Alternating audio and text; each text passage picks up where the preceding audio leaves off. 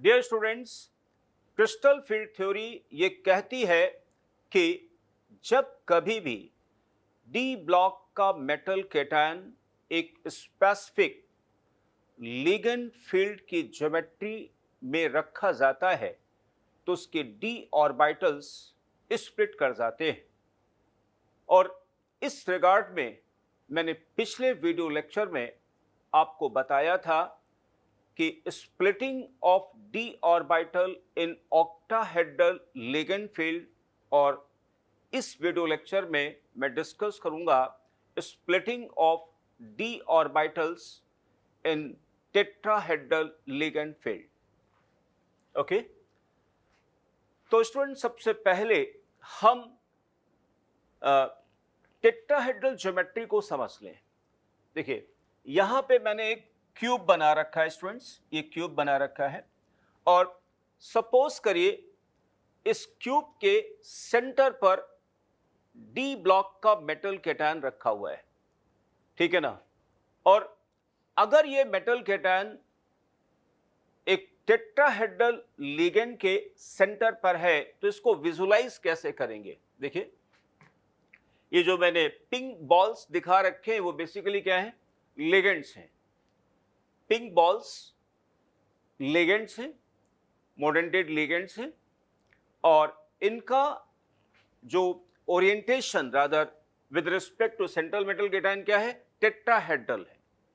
इसको हम ऐसे भी समझ सकते हैं कि इस क्यूब में अपोजिट डायगोनल्स, अपोजिट फेसेस के अपोजिट डायगोनल्स के एंड को सेंटर से मिलाने पर टेट्राहेड्रल ज्योमेट्री बनेगी। रिपीट करता हूं मैं, यानी इस क्यूब के में अगर हम टेट्राहेड्रल ज्योमेट्री को रिप्रेजेंट करना चाहें तो कैसे रिप्रेजेंट करेंगे। क्यूब के अपोजिट फेसेस के अपोजिट डायगोनल्स के एंड्स को सेंटर से मिलाने पर टेट्राहेड्रल ज्योमेट्री बनेगी, ठीक है ना।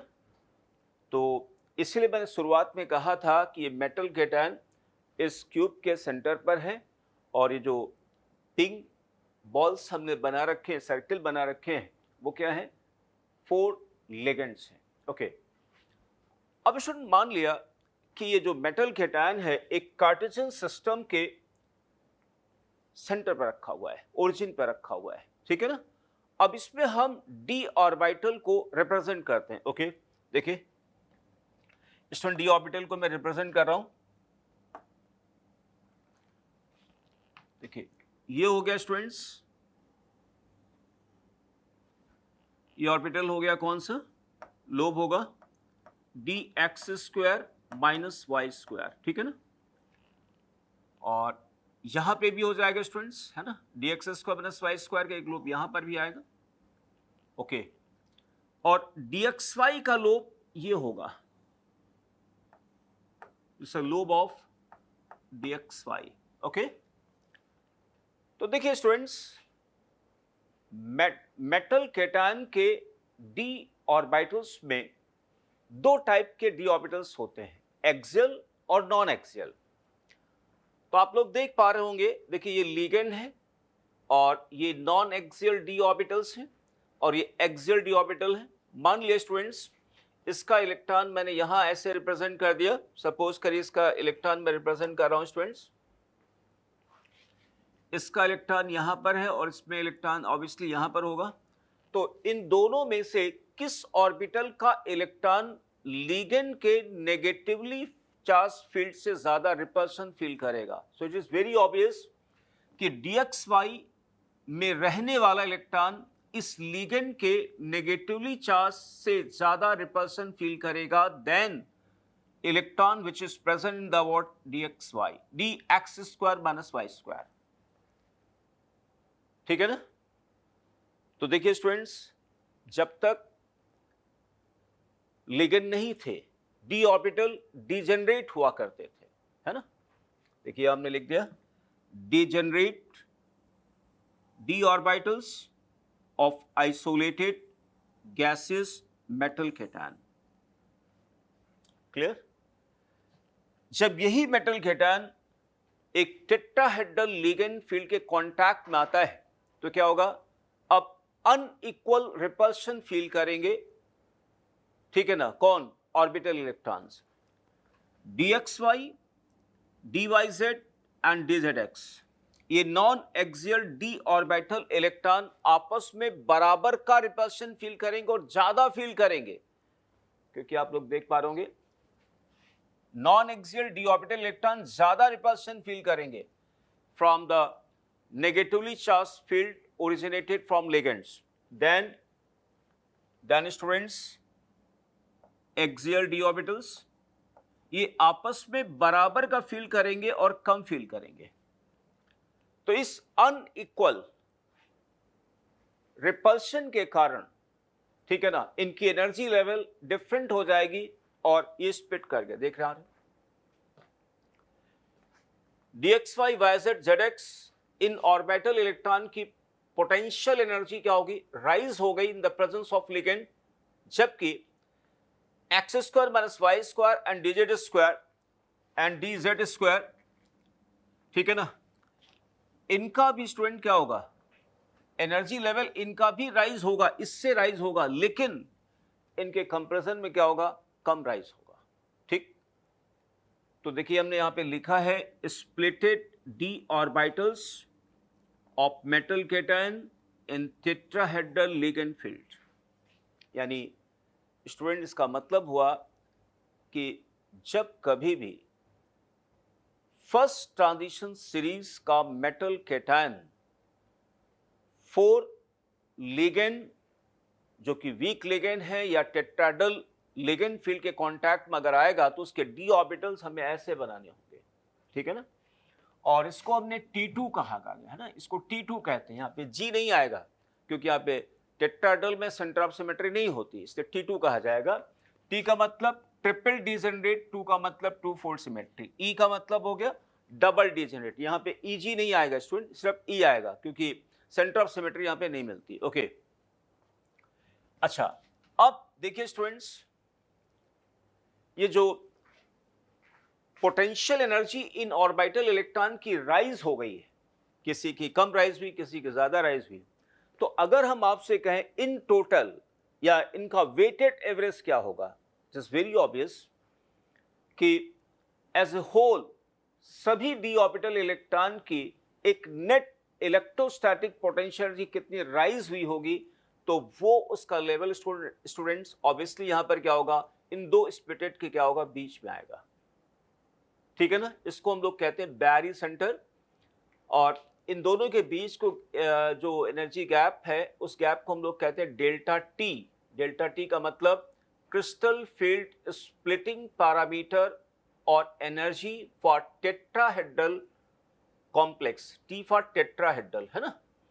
अच्छा, तो ये बैरी सेंटर को हम कैसे डिसाइड करेंगे, यानी 6 इलेक्ट्रॉन को हम लोअर करेंगे तो जो एनर्जी रिलीज होगी that will be must able to what rise the level of these 4 electrons। तो ये वेटेड एवरेज आ गया, ठीक है ना। इसी को हमने पिछले वीडियो लेक्चर में भी डिस्कस किया था, या इसको कभी कभी हम लोग मान लेते हैं स्फेरिकल फील्ड। इसका मतलब हुआ कि अगर हम कि 4 लिगेंड पर जितना नेगेटिवली चार्ज फील्ड है उसको हम स्फेरिकली मान लें, ठीक है ना, तो अब मेटल कैटायन के डी ऑर्बिटल, सभी डी ऑर्बिटल बराबर का रिपल्शन फील करेंगे और उनका लेवल क्या हो जाएगा, ये हो जाएगा, ठीक है ना। इसको वेटेड एवरेज भी कहा जाता है। ओके, एक चीज और आप लोग देख पा रहे होंगे, जैसे कि हमने पिछले वीडियो लेक्चर में ये ऑक्टाहेड्रल स्प्लिटिंग की बात की थी, है ना। यहां पर dxy yz zx का एनर्जी लेवल लोअर था और Eg का लेवल हायर था। यहां देखिए G है, यहां G है, वहां पे टेट्राहेड्रल में G नहीं आएगा क्योंकि वहां सेंटर ऑफ सिमेट्री नहीं होती। ऑक्टाहेड्रल में सेंटर ऑफ सिमेट्री होती, इसलिए यहां पे G आएगा, ठीक है ना। ओके, तो यहां पर देखिए T2G यहां लोअर है और टेट्राहेड्रल में अपर है। इसलिए स्टूडेंट ध्यान दीजिए, यहां पर डेल्टा टी और डेल्टा ओ के बीच जो रिलेशन होता है यहां पे माइनस लिखा जाता है, ये माइनस लिखा गया स्टूडेंट्स, ठीक है ना। माइनस यहां पे मतलब बस इतना है इसका कि यहां पे जो कहना चाहिए स्प्लिटिंग रिवर्स है, इसका मतलब और कुछ नहीं होता है। एक और चीज, डेल्टा ओ का मैग्नीट्यूड हमेशा डेल्टा टी से ज्यादा होगा, इट इज वेरी ऑब्वियस, क्योंकि ऑक्टाहेड्रल लिगेंड फील्ड में 6 लिगेंड होंगे और टेट्राहेड्रल लिगेंड फील्ड में ऑब्वियसली 4 होंगे। तो 6 लिगेंड से नेगेटिवली चार्ज फील्ड का ऑब्वियसली मैग्नीट्यूड ज्यादा होगा as comparison to what electric field generated from 4 ligands. Okay, और इसका रिलेशन स्टूडेंट आता है delta T is equal to 4/9 delta O. ये याद रखिएगा, जे मेंस में क्वेश्चंस भी पूछे गए हैं जिसमें कहा गया कि अगर डेल्टा ओ की वैल्यू दे दी गई है तो डेल्टा टी आपको निकालना होगा। ओके, तो स्टूडेंट जो इलेक्ट्रॉन्स इसके मेटल के डी ऑर्बिटल में रहा करते थे, अब वो इन स्प्लिटेड डी ऑर्बिटल्स में क्या होंगे, फिल किए जाएंगे बाय फॉलोइंग ऑफ वाउ होर्न्स एंड पॉलिस एक्सक्लूजन प्रिंसिपल। चलिए इनका एक बार डिवीजन भी कर लेते हैं स्टूडेंट्स। देखिए, इन 5 ऑर्बिटल को जैसा कि हमने आपको बताया कि यहाँ पे टोटल इलेक्ट्रॉन 6 आएंगे, 6 इलेक्ट्रॉन को हम लोअर करेंगे तो जो एनर्जी रिलीज होगी, ठीक है ना, that will be what able to raise the level of these 4 electron. या उल्टा बोले तो अगर ये T2 यहां पर होता तो इसको जब हम अपसाइड ले जाएंगे तो पोटेंशियल एनर्जी क्या होगी, बढ़ेगी। तो इनकी पोटेंशियल एनर्जी उतनी बढ़ेगी जितना कि इनको लोअर करने में आएगा, ठीक है ना। इसलिए स्टूडेंट यहां पर वैल्यू क्या आएगी, +2/5 डेल्टा टी, और यहां पर क्या आएगा, -3/5 डेल्टा टी। ठीक, ओके। अब स्टूडेंट्स यहां पे देखिए स्प्लिटेड डी ऑर्बिटल्स है, दिस इज T2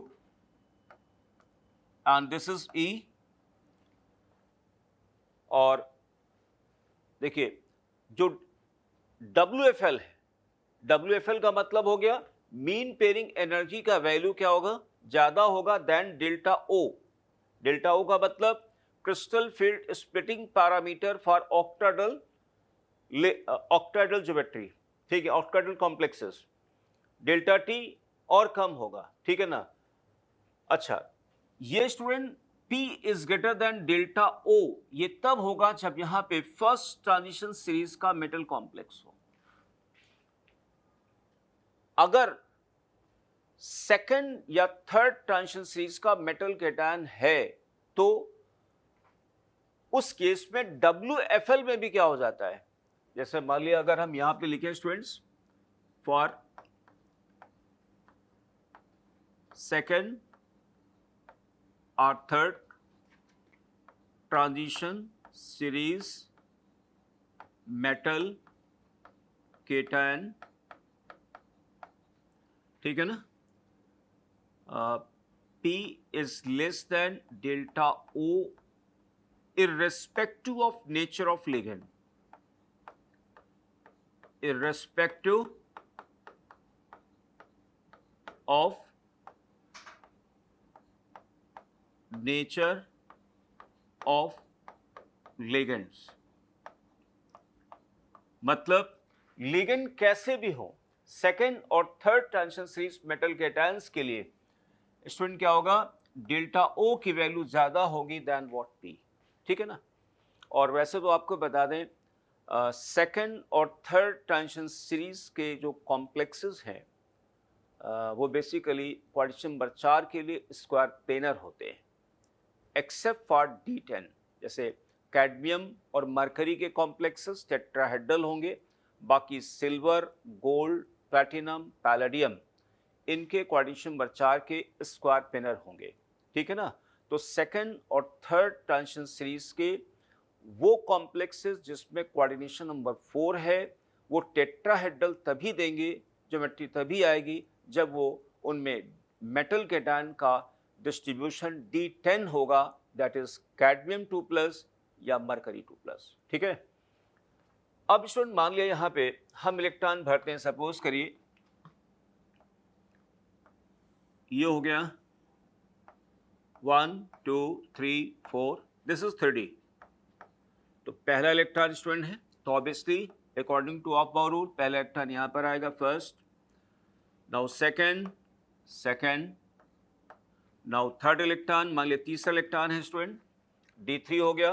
तो इट इज वेरी ऑब्वियस कि इलेक्ट्रॉन यहां पेयर नहीं करेगा, क्योंकि पेयरिंग, मीन पेयरिंग एनर्जी का मैग्नीट्यूड ज्यादा है, यानी इलेक्ट्रॉन को पेयर कराएंगे तो एनर्जी ज्यादा लगेगी, और डेल्टा टी की वैल्यू क्या है, कम है, इसलिए इलेक्ट्रॉन नेक्स्ट जो इलेक्ट्रॉन है, जो नेक्स्ट इलेक्ट्रॉन वो यहां चला जाएगा T2 में, 3 देन 4 देन 5,